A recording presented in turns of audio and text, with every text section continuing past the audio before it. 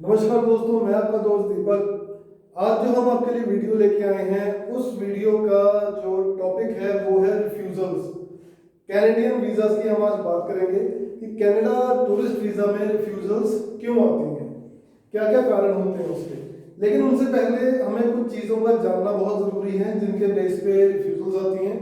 सबसे पहली चीज़ हमें ये याद रखनी है कि वीज़ा ऑफिसर के पास में कुछ पावर होती है और उसकी कुछ रिक्वायरमेंट्स होती हैं जिसके बेस पे वो हमारा वीज़ा जो है वो सैंक्शन करता है, हमें वीज़ा वो देता है।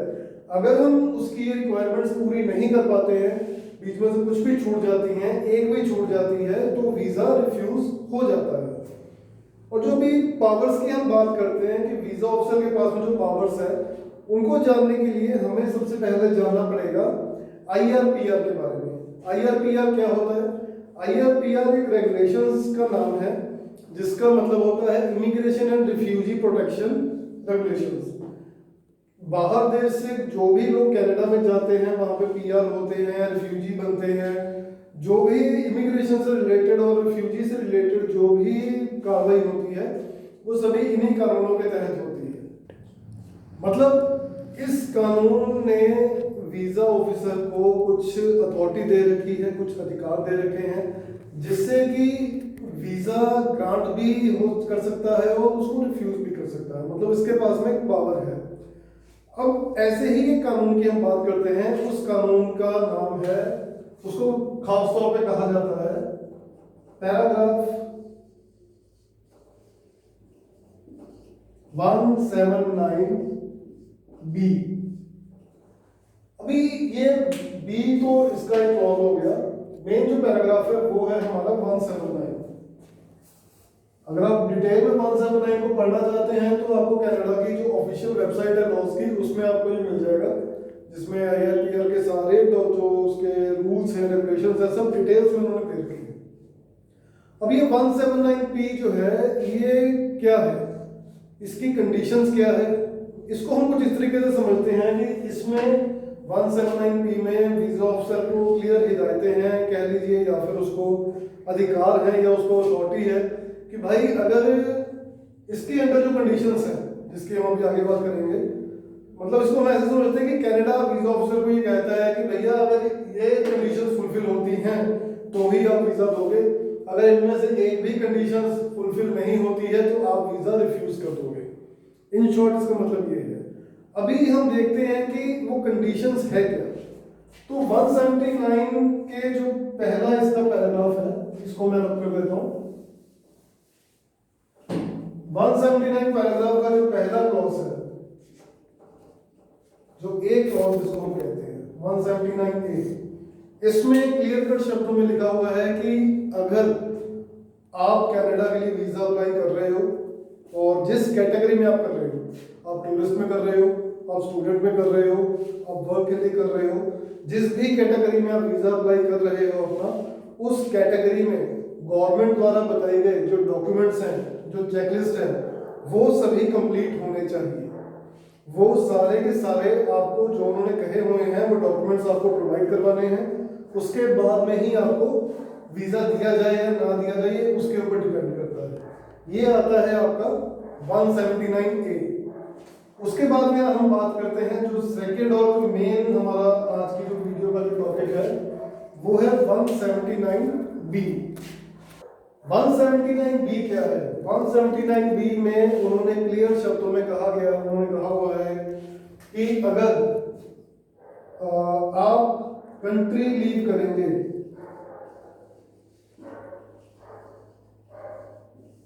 आपका जो वीजा पीरियड है, जितना भी आपको वीजा टाइम मिलेगा, मान लीजिए आपको 10 साल का वीजा मिलता है, उसमें 6 महीने की लीगल एंट्री होती है। वीजा ऑफिसर को अगर ये लगा कि आप कंट्री लीव कर देंगे 6 महीने के अंदर तो वो आपको वीजा दे देगा। लेकिन अगर उसे लगा कि आप कंट्री लीव नहीं करेंगे, आप कनाडा को छोड़ के, हो सकता है आपकी प्रोफाइल को देख के उसे लगे कि आप कनाडा को छोड़ के नहीं जाएंगे, तो वो आपका वीजा रिफ्यूज कर देता है। और ये बहुत बड़ा कारण होता है कि वीजा ऑफिसर को ये कन्विंस करवाना कि कंट्री छोड़ दी जाएगी, ये समझाना, ये उसे कन्विंस करवाना बहुत ही मुश्किल काम होता है। इसका एक ही तरीका है कि आप अपने जो डॉक्यूमेंट्स हैं उनको सही तरीके से लगाएं, सही मायने में लगाएं, उसके जो भी डाउट्स हैं उसको आप क्लियर करें, उसके बाद में आप इस चीज से बच सकते हैं।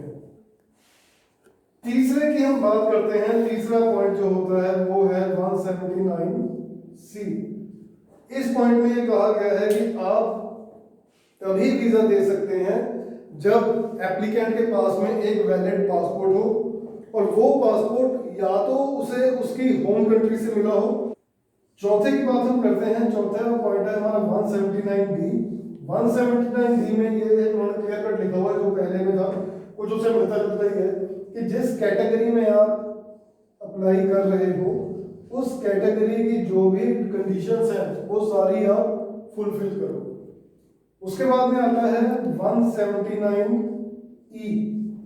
179E क्या कहता है कि अगर आप कभी कनाडा में इनएडमिसिबल हो, इनएडमिसिबल का मतलब होता है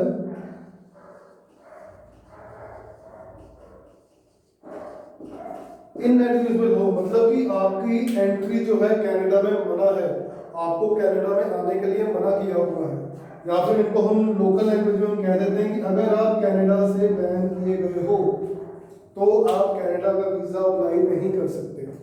अगर आप बैन हो आप फिर भी वीजा अप्लाई कर लेते हो। कई बार क्या होता है कि हम नया पासपोर्ट बना लेते हैं कि वैसे कौन सा पता चलेगा, उस केस में एम्बेसी ये वाला क्लॉज लगा के आपका वीजा रिफ्यूज कर सकती है कि भाई हमने तो आपको 5 साल के लिए बैन किया था, 10 साल के लिए बैन किया था, और आप फिर से वीजा अप्लाई कर रहे हो, हम आपको वीजा नहीं दे सकते क्योंकि आपकी एंट्री इनएडमिसिबल है कनाडा में। तो ये जो है ये है आपका 5वां पॉइंट। तो ये कुछ ऐसे कारण हैं जिनकी वजह से आपका वीजा रिफ्यूज होता है। अभी हम एक कारण की बात करेंगे जो मेन कारण है कि 90% वीजा रिफ्यूजल जो है कनाडा टूरिस्ट वीजा की वो होती है सेक्शन 179B की वजह से, कि आप वीजा ऑफिसर को ये लगता है कि आप कंट्री छोड़ के वापस नहीं जाओगे, आप यहाँ पे आके रुक जाओगे, आप अपने देश में वापस नहीं जाओगे। इसके लिए आपने कई बार रिफ्यूजल देखी होगी, या हो सकता है कभी आपने अगर वीजा अप्लाई किया हो तो आपके पास में रिफ्यूजल लेटर हो, या फिर आपने किसी रिश्तेदार की देखी होगी, उन्होंने कुछ मिलते जुलते से क्लॉज दे रखे होते हैं, जिसमें जो बेसिक पॉइंट होता है वो ये होता है कि under paragraph 179B based on your travel history, इसमें आ गया जाता है वीजा रिफ्यूज। इस तरह से कुछ पॉइंट्स उन्होंने दे रखे होते हैं कि visa refused under paragraph 179 based on your travel history, मतलब कि आपकी ट्रैवल हिस्ट्री को मद्देनजर रखते हुए सेक्शन 179 मतलब कि आप कंट्री छोड़ के वापस नहीं जाओगे, उसके मद्देनजर आपका जो वीजा है वो रिफ्यूज किया जाता है। अभी हम बात करेंगे कि ये ट्रैवल हिस्ट्री क्या होती है, क्यों होती है, और इसका होना कनाडा जैसी कंट्री में वीजा अप्लाई करने के लिए क्यों जरूरी है। हर केस में जरूरी नहीं होती है, इनकेस कोई स्पॉन्सर के ऐसे केस होते हैं या फिर कुछ अर्जेंट बेसिस वाले केस होते हैं, कई बार डेथ केस होते हैं, कुछ ऐसे अर्जेंट केसेस जिसको हम कह देते हैं, उनमें ये चीज मैटर नहीं करती। लेकिन अगर आप जनरली फाइन लगा रहे हो कनाडा के लिए और आप ये कह रहे हो कि मैंने तो जी घूमने जाना है, मैंने नई जगह देखने जाना है, मैंने एंजॉय करने जाना है, मैंने मस्ती करने जाना है, अगर आप कुछ ऐसी उसमें अपने कवरिंग लेटर में कुछ ऐसी चीजें मेंशन कर रहे हो कि मैं, जिसका मतलब ये होता है कि आप प्लेजर के लिए जा रहे हो, आप मजे करने के लिए जा रहे हो, वहां पे आपकी ट्रैवल हिस्ट्री मायने रखती है। मायने क्यों रखती है? अगर आपका फ्रेश पासपोर्ट है, आपका फ्रेश पासपोर्ट है, फ्रेश पासपोर्ट मतलब कि आज तक आप कभी इंडिया से बाहर नहीं गए हो, आप आज तक कभी श्रीलंका नहीं गए हो, आप दुबई नहीं गए हो, सिंगापुर नहीं गए हो, ऐसे पासपोर्ट के साथ अगर आप वीजा अपना अप्लाई करते हो, फाइल अप्लाई करते हो, तो आप ये कहते हो कि जी मैं कनाडा जाना चाहता हूँ घूमने के लिए, तो वीजा ऑफिसर के दिमाग में सबसे पहली बात यही आती है कि ये बंदा फ्रेश पासपोर्ट के साथ कनाडा जाएगा, जहाँ पे इसका 5-6 लाख का खर्चा होगा, ये बंदा आज तक दुबई जैसी कंट्री में नहीं गया, या आज तक सिंगापुर भी नहीं गया, जहाँ का खर्चा सिर्फ 40-50 हज़ार रुपये होता है। 40-50 हज़ार में आप एक ट्रिप लगा के आ जाते हो। मतलब अगर आप अपनी इंटेंशन वीजा ऑफिसर के सामने ये रख रहे हो कि मैं घूमने जा रहा हूँ, सिर्फ घूमने फिरने जा रहा हूँ, और वो भी कनाडा जैसी कंट्री में, वहां पे आपकी जो इंटेंशन है ना वो क्लियर नहीं हो पाती। वीजा ऑफिसर को डाउट हो जाता है कि यार अगर इस बंदे ने घूमने ही जाना होता तो ये बंदा दुबई जाता, सिंगापुर जाता, घूमना तो घूमना ही है ना, कहीं भी आप जा सकते हो। और नॉर्मली एक बंदा, एक इंसान वहां पहले प्रेफर करता है जहां पे उसका खर्चा कम हो। लेकिन अगर आप सीधा कनाडा जैसी कंट्री को बोलोगे मैंने घूमने जाना है, वहां पे आपकी जो इंटेंशन पे डाउट हो जाता है, और उस बेस पे आपकी ट्रैवल हिस्ट्री को कंसीडर करते हुए वीजा ऑफिसर जो है आपका वीजा 179B के तहत, मतलब कि आपकी ट्रैवल हिस्ट्री को देख के उसको ये लगता है कि आप कंट्री छोड़ के वापस नहीं जाओगे अगर आपको वीजा दे दिया गया, इसलिए वो आपका वीजा जो है वो रिफ्यूज कर देता है। ये एक कारण है, ये सिर्फ एक कारण है। ट्रैवल हिस्ट्री में और भी बहुत सारे कारण होते हैं जो हम डिटेल में किसी अगले वीडियो में बात करेंगे। फिलहाल के लिए ट्रैवल हिस्ट्री आप समझ लीजिए कि ट्रैवल हिस्ट्री में ये जो मेन चीज है ये होती है। उसके बाद में हम बात करेंगे अगले जो अगला रिफ्यूजल होता है, इसका अगला जो रीजन है रिफ्यूजल का, कि बाकी सारी कहानी सेम होती है, बस ये ट्रैवल हिस्ट्री की जगह पे यहाँ पर कुछ लाइंस जो है वो ऐड ऑन हो जाती है।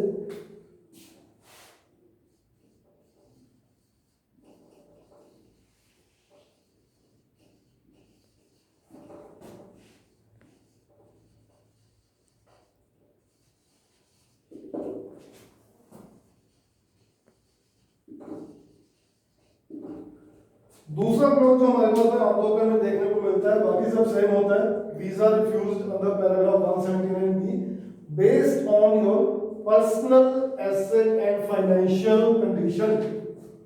Personal asset and financial condition, या फिर यहाँ पे लिखा होता है स्टेटस, लिखा होता है कई बार। ये क्या है इसके बारे में मैं आपको, अगर आपने मेरी पुरानी वीडियो देखी हो, पहले वाली वीडियो देखी हो जिसमें हमने डॉक्यूमेंट्स की बात की थी, उसमें मैंने बड़े तरीके से समझाया था कि ये चीजें जरूरी क्यों होती हैं, इनमें क्या क्या चीजें टैली होती हैं। आपको मैं मोटा मोटा बता देता हूँ कि इन चीजों में जब आप फाइल करते हो, आपके पर्सनल एसेट्स और फाइनेंशियल कंडीशन, मतलब आपकी जो आमदनी है, आपका जो खर्चा है और आपके पास में कितना पैसा है, वो चीजें कैसे कैलकुलेट की जाती हैं, उन चीजों के लिए आपकी आइडिया प्लस आपकी बैंक स्टेटमेंट प्लस आप जो फंड शो कर रहे हो और आपका बिजनेस, जो भी आपका बिजनेस है या जॉब है, जो भी आपकी प्रोफाइल है, ये चार चीजें आपकी टैली की जाती हैं और इन चारों का मैच होना बहुत जरूरी है। अगर आप ट्रांजैक्शन ज्यादा दिखा रहे हो, आईटीआर कम की भर रहे हो, आईटीआर ज्यादा की भर रहे हो, ट्रांजैक्शन कम दिखा रहे हो, या फिर ये दोनों ठीक है तो आप फंड ज्यादा दिखा रहे हो या फंड कम दिखा रहे हो, तीनों आप दिखा रहे हो लेकिन आपका बिजनेस का कोई सॉलिड बिजनेस नहीं है, सिर पैर नहीं है, छोटा बिजनेस दिखा के आप ट्रांजैक्शन बैंक में ज्यादा दिखा रहे हो, इन चीजों का मिलना आपस में बहुत जरूरी है। इन चीजों के बेस पे ही आपकी जो पर्सनल एसेट्स और फाइनेंशियल कंडीशंस हैं वो जस्टिफाई होती हैं। उसके लिए आपको ये चारों चीजों को एक मेल जो बनाना, इनका हिसाब किताब एक लगाना बहुत जरूरी हो जाता है। बाकी इनको अगर आप डिटेल से जानना चाहते हो तो मेरी पिछली वीडियो में आप देख सकते हैं, इन चीजों के बारे में काफी ब्रीफली मैंने बताने की कोशिश की है। उसके बाद में हम नेक्स्ट की बात करते हैं। नेक्स्ट जो क्लॉज ये देते हैं, नेक्स्ट क्लॉज में आपके पास में आ जाता है जो सबसे मेन वीजा रिफ्यूजल का एक और कारण होता है, that is purpose of visit. Purpose of visit का अगर आपकी फाइल में रिफ्यूजल में अगर ये चीज आती है कि आपके जाने का कारण वीजा ऑफिसर को समझ नहीं आया, तो आपका फाइल लगाने का कोई फायदा नहीं है। अगर आप वीजा ऑफिसर को ये नहीं समझा पाते कि आप जाना क्यों चाहते हो, आप कनाडा जाओगे किस लिए जाना चाहते हो, कोई फायदा नहीं आपकी फाइल लगाने का, और आपके एजेंट का भी कोई फायदा नहीं अगर आप ये चीज जस्टिफाई नहीं कर सकते तो। आमतौर पे कई केसेस में हमने देखा है कि जो पर्पस हम देते हैं, जो नॉर्मली जो एजेंट्स पर्पस देते हैं, वो कोई सॉलिड पर्पस नहीं होता। पर्पस हो जाएगा जी मैं जी घूमने जाना चाहता हूँ, मेरी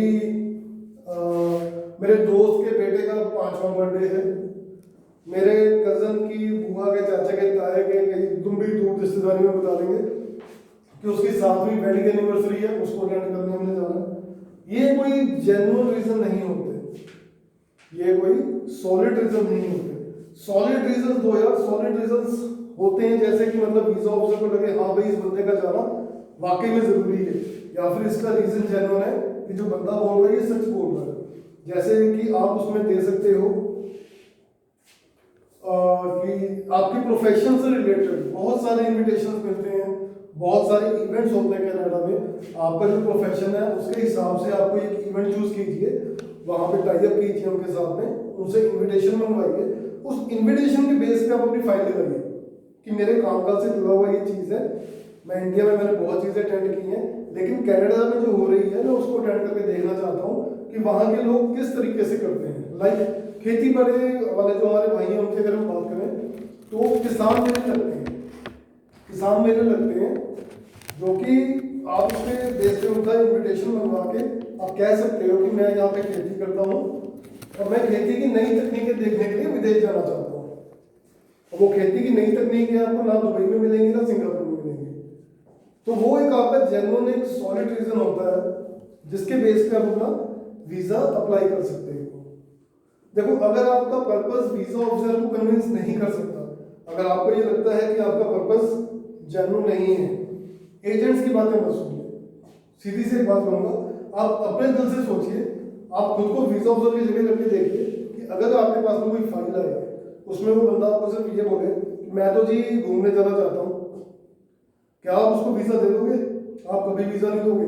आप इवन मुझसे ज्यादा गलतियां निकाल दोगे उसकी फाइल में, क्योंकि ये तो वीजा ऑफिसर डिपेंड है ना कि वो क्या गलतियां निकालता है उसमें, वो कैसे कन्विंस होता है, कैसे कन्विंस नहीं होता। आपके पास में कई ऑप्शन होते हैं। अगर आपके पास में कोई आपका कोई रिश्तेदार है विदेश में बैठा है, आप उसे स्पॉन्सर बनवा सकते हो विजिट के लिए, लेकिन उसमें रीजन जो स्पॉन्सर में देना है वो ये बर्थडे का, ये वेडिंग एनिवर्सरी का मत दो। बर्थडे का रीजन देना है, फर्स्ट बर्थडे है उसका दो, बच्चे का बर्थ हुआ है उसका रीजन दो, वेडिंग एनिवर्सरी फर्स्ट है उसका रीजन दो, या फिर मैरिज है उसका रीजन दो। ये चौथी 5वीं वेडिंग एनिवर्सरी या बच्चे का जो बर्थडे होता है ये कोई वैलिड रीजन नहीं माना जाता।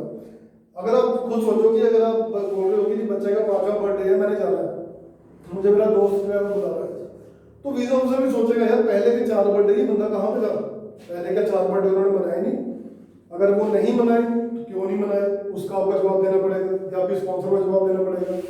अगर उन्होंने बुलाया था आप नहीं गए तो उसका जवाब भी आपको देना पड़ेगा कि भाई उसने तो मुझे हर बार स्पॉन्सर भेजी थी तो मैं ही नहीं जा पाया, या उसने मुझे हर बार इन्वाइट किया था लेकिन मैं बिजी था। मतलब ये चीजें आपको जस्टिफाई करनी है, एजेंट के भरोसे मत रहो। एजेंट ने अपनी फीस लेनी है, अपना काम कर देना और चले जाना, ठीक है। रिजल्ट में रिफ्यूजल जो आएगी वो आपके केस में आएगी, आप देखोगे रिफ्यूजल कि आपके पास आई है। तो इसलिए मेरा कहने का यही मतलब है कि एटलीस्ट वीजा आना नहीं आना वो एक अलग चीज हो जाती है, लेकिन एटलीस्ट आप कोशिश तो करो, अब देखो तो सही कि आपकी फाइल में कहाँ पे गलती है, आपकी फाइल कहाँ स्ट्रॉन्ग हो सकती है, कहाँ पे आपकी फाइल लूज है। आप ये चीजें एजेंट्स के साथ में डिस्कस करो, उनके साथ में बैठ के डिस्कस करो। जो एक अच्छा एजेंट होगा, जो जेन्युइन एजेंट होगा, वो आपकी बात को हमेशा सुनेगा। जो 2 नंबर के एजेंट होंगे या फिर जिनको आपके वीजा से कोई मतलब नहीं होगा, वो आपको सीधी एक बात बोल देंगे सर आपको नहीं पता हमें करने दो, लेकिन आपको पता होना चाहिए। आप उसे बोलो, अगर आपके पास नॉलेज होगी तभी आप उसे बोलोगे ठीक है। तो बाकी कुछ और भी कारण होते हैं वो हम अगली वीडियोस में आपको बताएंगे। तो ये कुछ कारण थे जो सेक्शन 179B के अंदर आते थे, और इनके बारे में अगर आपको पता होगा तो आपका वीजा रिफ्यूज होने से बच सकता है, क्योंकि जैसी कोशिश आप अपनी फाइल पे करोगे वैसी कोई भी एजेंट नहीं करेगा। जितनी कोशिश आप अपनी फाइल पे करोगे कोई भी एजेंट नहीं करेगा। इवन अगर आप मुझे भी अपना केस देते हो मैं भी उस तरीके से एफर्ट नहीं कर पाऊंगा जैसे आप करोगे, क्योंकि वो आपका केस है, ठीक है। तो बाकी आप अगर मेहनत करोगे वो तभी कर पाओगे जब आपके पास में जानकारी होगी, है ना, कि वीजा कैसे लगते हैं। और जानकारी के लिए आपको हमारे साथ में जुड़ा रहना पड़ेगा, और हमसे जुड़े रहने के लिए आपको हमारा चैनल सब्सक्राइब करना पड़ेगा। तो आप हमारा चैनल सब्सक्राइब कीजिए, शेयर कीजिए। नमस्कार दोस्तों, मैं आपका दोस्त दीपक। आज जो हम वीडियो लेके आए हैं यार मत ऐसा बोलते दोस्तों मैं ऐ करता रहता हूँ। ऐसे नहीं करना।